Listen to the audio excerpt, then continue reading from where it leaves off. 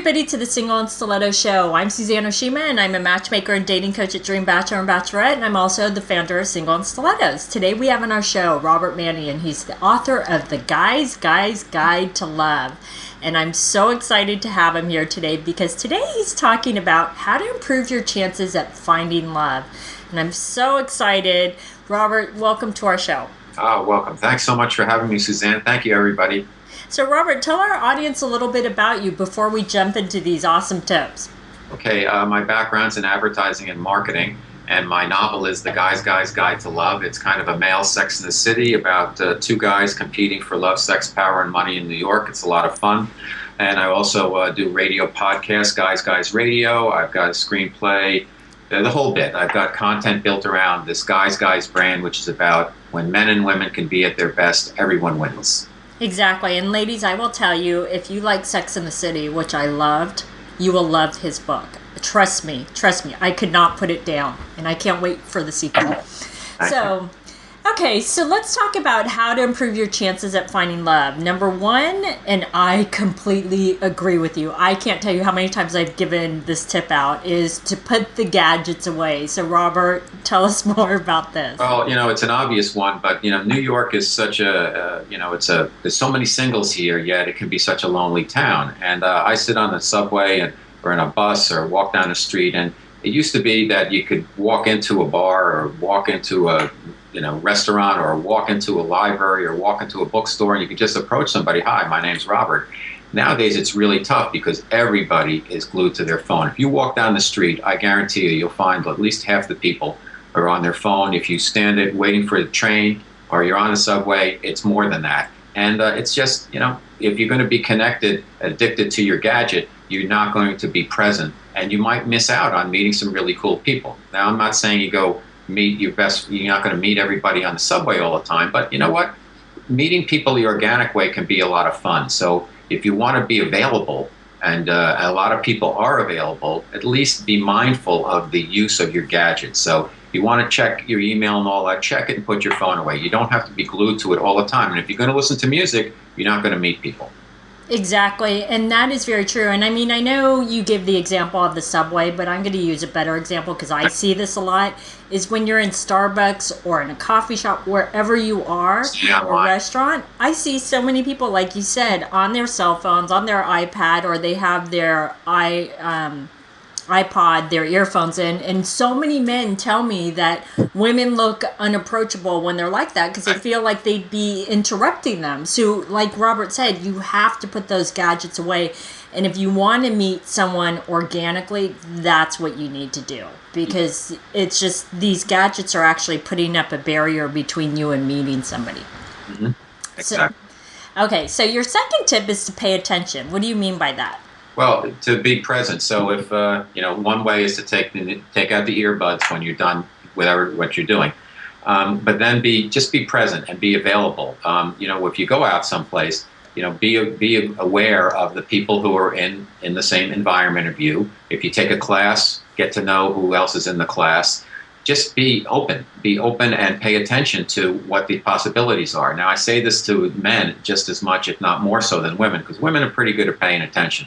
But men need to pay attention more. But they'll scope out the situation and see what women are available. I assume that women do the same thing. But I think all of us get distracted very easily, and we keep going back to our gadgets or thinking about our own stuff and not being present and aware and open to meeting new people.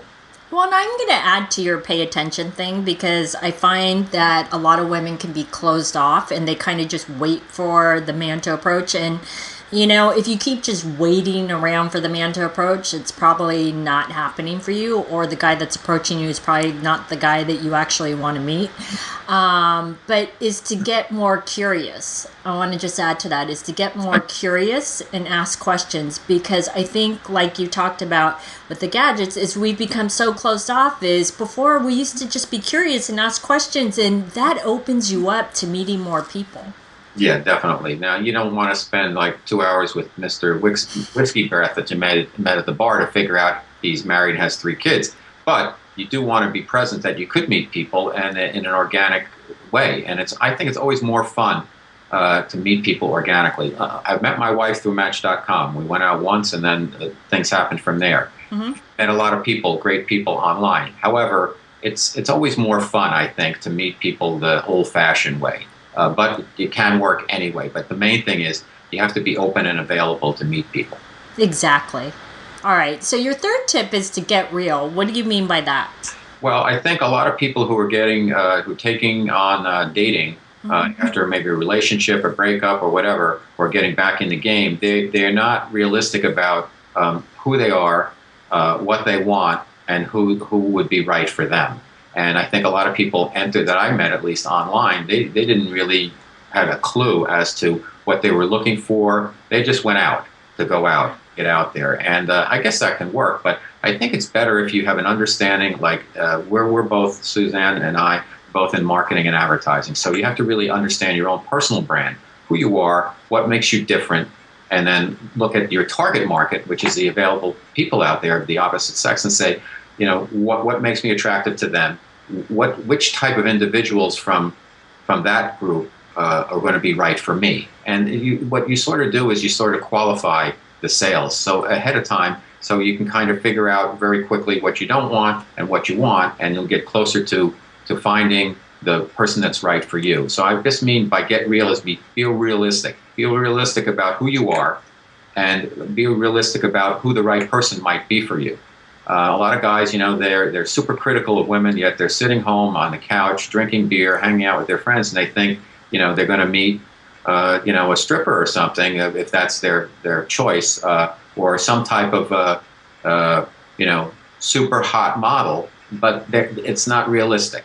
Like, you have to get with the program. If you want to do that, you have to run in those circles. You have to be a certain type of individual that's going to attract women like that. If you're just going to be a schlub and sit around at home, that's not realistic.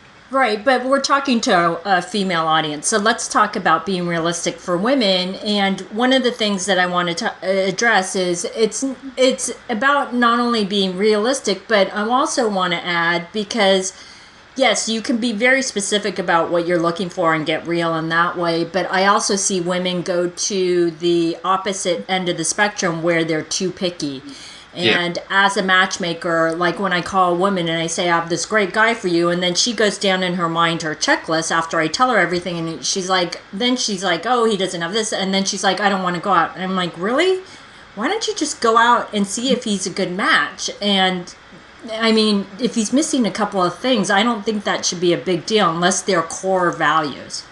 Yeah, no, I agree with you completely. That's a great point. But I think the realistic thing, I think, that women need to know that men are sometimes not seeing the world through a realistic lens. Right. I think that's important. But for women, I think they have to be a little bit more lenient, if you will, with the list. Because I think the longer somebody stays single, a lot of times the longer the list gets. And that can work against you. And that's something that women don't want to have happen, because you want to meet people. And if your criteria becomes narrows down your opportunities to a very, very niche amount of people, it's going to be tougher and tougher to find them. So I think you have to prioritize, if you're a woman, what are the most important aspects of my list? You can have a long list, but try to narrow it down to the top 3. Yes, and exactly. Values, is the person, maybe if they're working or not, or at least, and do they have a dream? Do they have, some type of vision or goal as to what they want to do? Now, of course, it's more fun to be with somebody whose dream has come true, but I think it's really important that women date guys who have some type of fire in the belly about what they want to do with their lives. Exactly. Okay, so your fourth tip is to follow up. Okay, that's really for, once you meet somebody, it's very important that for both men and women to acknowledge that if you had a good time, let the other person know. I think if the male should take care of the first date, and I'm old-fashioned that way, and he should pay, and he should do his best to arrange the date, and then he should follow up quickly and say, hey, I had a great time, and do you want to do it again?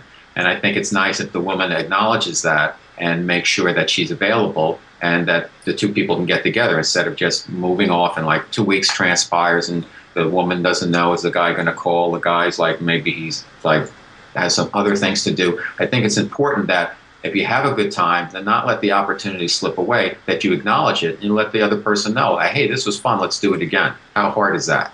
Yeah, exactly. Because I hear a lot of women will ask that. They're like, "Is that too forward?" And I'm like, "No. Why would a guy think that was too forward to say thanks? I had a great time. He would actually love that because he would know Yeah. that you actually had a good time and you would like to do it again." Sometimes guys, Robert, tell our audience that sometimes guys kind of wonder. They're like, even if you both had a good time, they're still kind of wondering. I don't know if she really had a good time and wants to go out again. Yeah, guys are they're not very good at reading signals, and so sometimes you think, "Wow, that was great," and the woman might think, "No, no sparkles there. Sorry." So I think it's really helpful if a woman at least gives the guy some type of sign that says, "Hey, I had a good time," and that's easily done. Exactly. All right, these have been some awesome tips. So, Robert, tell our audience how they can find you. Best way to find me is my website, robertmanni, manni.com. There's links to my radio Guys weekly podcast.